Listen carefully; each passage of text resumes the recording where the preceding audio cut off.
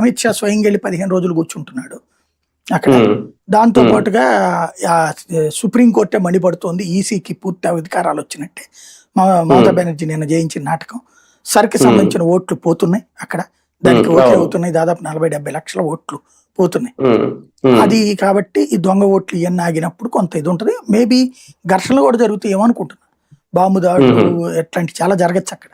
ఎందుకంటే మమతకి చావు రేవు అయిపోయింది, ఎంత రాజకీయమైన చేయడానికి రెడీ అవుతుంది.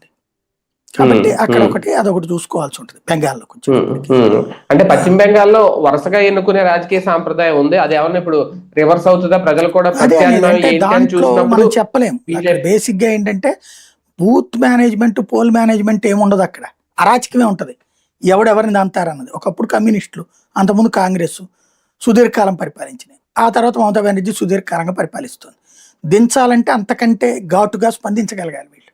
ఎంతవరకు చేస్తారని దానికి అధికార యంత్రాంగాలు, లోకల్ ప్రభుత్వ యంత్రాంగం మొత్తం మమతా బెనర్జీకి పాదాక్రాంతం అయి ఉంది.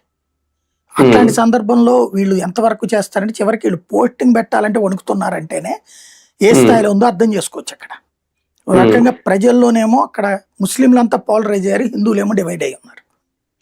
కాబట్టి అక్కడ చెప్పలేం. కేరళలో వచ్చేటప్పటికి కాంగ్రెస్ పార్టీ గెలిచే అవకాశాలు కనబడుతున్నాయి, కాంగ్రెస్ కూటమి. సార్, తమిళనాడులో ఒకప్పుడు కర్ణాటకలో జరిగిన రాజకీయం గానీ, లేదంటే మహారాష్ట్రలో జరిగిన రాజకీయం గానీ రిపీట్